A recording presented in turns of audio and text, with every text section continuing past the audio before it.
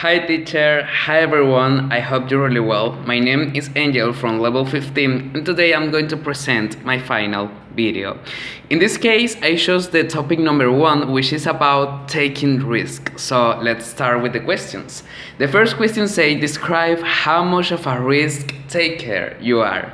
Well, if I could measure how risk loving I am, I will probably say a 50 out of 100%. I mean, I like to take risk, but not always. I mean, it's not like I get up every morning just thinking about what dangerous activities I could do that day just since the first thing to take me to the hospital, you know?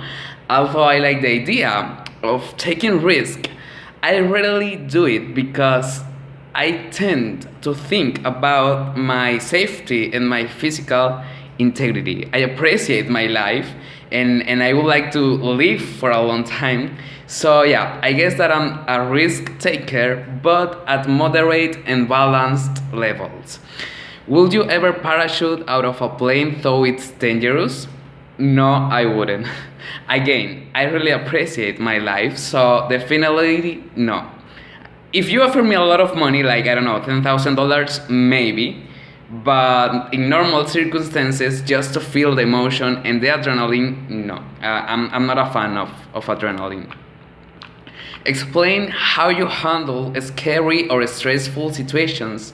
Are you calm or just start to panic? Give examples.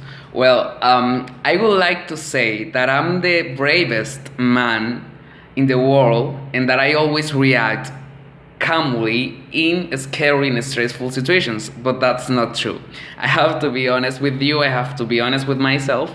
I usually fall into panic because I'm a super nervous and a really nervous man.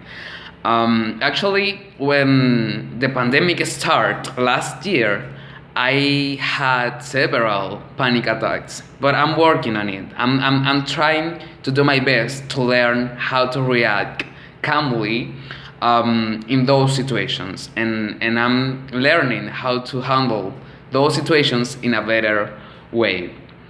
Say how the following situations make you feel.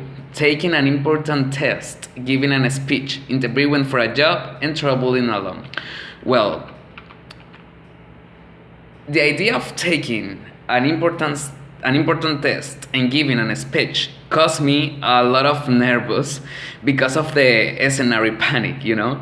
But I know how to face those specific moments, and it is preparing myself to know and master the content.